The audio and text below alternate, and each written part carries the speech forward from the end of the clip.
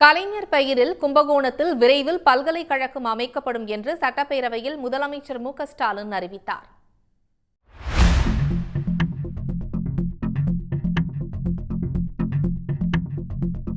முன்னாள் முதலமைச்சர் கலைஞருக்கு பல்கலைக்கழகம் அமைக்க வேண்டுமென அதிமுக, பாஜக தவிர்த்து அனைத்து சட்டமன்ற தலைவர்கள் சார்பில் தமிழக சட்டப்பேரவையில் சிறப்பு கவனஈர்ப்பு தீர்மானம் கொண்டுவரப்பட்டது.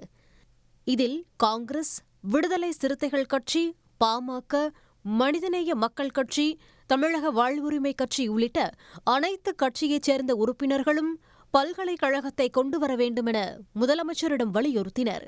தொடர்ந்து பேசிய முதலமைச்சர் மு.க.ஸ்டாலின், பல்கலைக்கழகங்களுக்கெல்லாம் பல்கலைக்கழகமாக விளங்கும் கலைஞருக்கு கும்பகோணத்தில் விரைவில் பல்கலைக்கழகம் அமைக்கப்படும் என அறிவித்தார். விரைவில் அவர் பிறந்த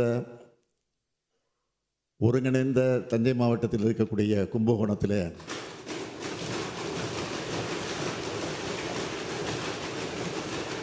நம்முடைய மாண்புமிகு உறுப்பினர் ஜே.கே. மணி அவர்கள் குறிப்பிட்டது போல எந்தவித தயக்கமின்றி நான் அறிவிக்கிறேன்.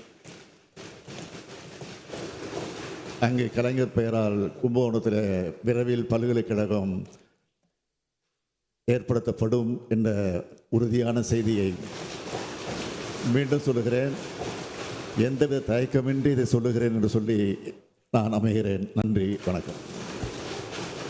தொடர்ந்து சட்டப்பேரவையில் நான் முதல்வன் திட்டம் குறித்து பேசிய முதலமைச்சர் ஸ்டாலின், தமிழ்நாட்டின் மாணவர்களின் திறனை அதிகரிக்க வேண்டும் என்று உருவாக்கப்பட்ட திட்டமே நான் முதல்வன் திட்டம் என்று குறிப்பிட்டார்.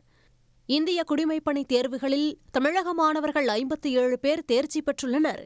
அதில் 50 பேர் நான் முதல்வன் திட்டத்தில் பயிற்சி பெற்றவர்கள் என தெரிவித்தார். தேர்வில் வெற்றி பெற்றவர்களின் எண்ணிக்கையை அதிகரிக்க வேண்டும் என கூறியவர், பயிற்சி மையம் அமைக்கப்பட உள்ளதாகவும் அறிவித்தார். சென்னையில் இருக்கக்கூடிய ஷெனா நகர் பகுதியில் 500 மாணவர்கள் தங்கி பயிலக்கூடிய வகையில் அனைத்து நவீன வசதிகளோடு கூடிய ஒரு பயிற்சி மையம் 40 கோடி ரூபாய் செலவில் அமைக்கப்படும் என்பதை தங்கள் வாயிலாக இந்த அவையிலே நான் தெரிவித்துக் கொள்ள விரும்புகிறேன். இந்த நிலையில் யுபிஎஸ்சி தேர்வில் தேர்ச்சி பெற்ற 57 மாணவர்களுக்கும் அவர்கள் பயிற்சி பெற்ற அண்ணா நிர்வாக பணியாளர் கல்லூரி வளாகத்தில் நாளை மறுதினம் பாராட்டு விழா நடைபெற உள்ளது. உடனுக்குடன் செய்திகளை தெரிந்து கொள்ள சன் நியூஸ் பெல் ஐகானை கிளிக் பண்ணுங்க.